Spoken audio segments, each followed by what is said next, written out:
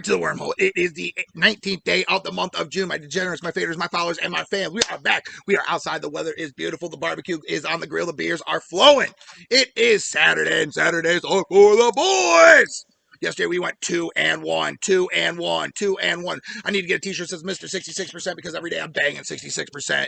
I'm making you get paid. And all I want is like, shares, follows, like, shares, follows, like, shares, follows, like, shares, follows, and occasionally throw me a comment in there. I saw Big Joe telling Wormmhole, or proper Wormmhole in the Wormhole on the Facebook group. Appreciate that. Worm tells you how it is, right? So, what the fuck happened? We're not going to talk about the losses. The losses are what the losses are, right? Or I'm sorry, the wins are what the wins are. Let's talk about the loss today. What the fuck happened to the Utah Jazz? All I've been hearing is Utah. Utah's the team to beat. The fucking Western Conference goes through Utah. Well, apparently that plane was shooting over Utah and it got about 30,000 feet and missed and landed right in the shithole that we call LA. And don't get me wrong, there's some great shit in LA. Just think it's too crowded. Worm likes being out with a little more space. Now, don't get me wrong, I don't want to be fucking cow pastures up my ass. I like being a little between Cleveland and a little between farm country, right in the middle, nice happy medium, little fucking zen moment. So, the Worms rant today. I'm going to give everybody a fair warning. If you are sensitive, click that X right there. Click the X. This is going to trigger some people, all right? It's going to trigger some people. I'm going to give you a few seconds here to get out if you don't want to hear what the Worm has to say, because I'm warning you, it's not politically correct. All right, so here we go. I want to talk about Megan Rapinoe. I think as an athlete, she did amazing things. This woman is incredible to watch on the pitch. She got us our gold. She's very outspoken on social justice issues. My fucking pit bull's digging in my tomatoes. Molly, all the tomatoes, I'm trying to shoot a hole. Anyways, so, I have a lot of respect for her on an individual basis. What I don't like is how she throws her lesbianism around into everybody's face. We don't give a fuck you eat kitties, all right? Fucking I don't give a fuck what color you dye your hair. I care about how you perform on the pitch. Now, what really pisses me off is the fact that Victoria's Secret has signed you, not because you're a great soccer player, because there's a million fucking soccer players out there who look better than you. You are not attractive. You look like a flat-chested 12-year-old boy, Megan. They signed you because you are a flamboyant, purple-haired lesbian. Now, Worm likes the lesbians, don't get me wrong. Hey, we know how that goes over here. But I don't want it thrown in my face. I don't want to hear about it. I would love for somebody to mention Megan Rapone's name without her sexual identity. In fact, from now on, I'm going to say, welcome back to the Wormhole with the heterosexual male worm. No, it sounds fucking stupid, right? You guys feeling me on this?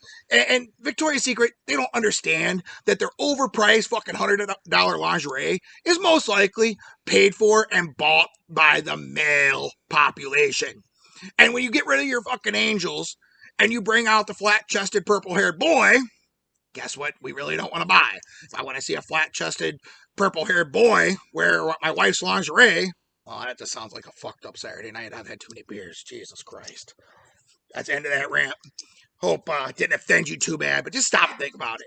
Sexuality has no place with sports. I don't give a fuck what your sexuality is. That's what I should tell you even more. You can be lesbian, you can be straight, you can be bisexual, you can be fucking, I don't give a shit. As long as you do your job on the pitch, on the field, on the playing surface, do what you want to do. All right? Do what you want to do. 3 big picks today. Our first pick of the day is going to be the Tampa Bay Devil Rays.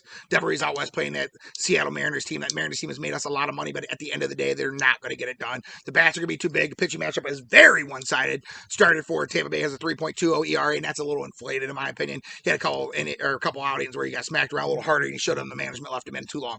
Money line. Second game of the day is the Nets, the Brooklyn Nets. The Nets. They're going to finish.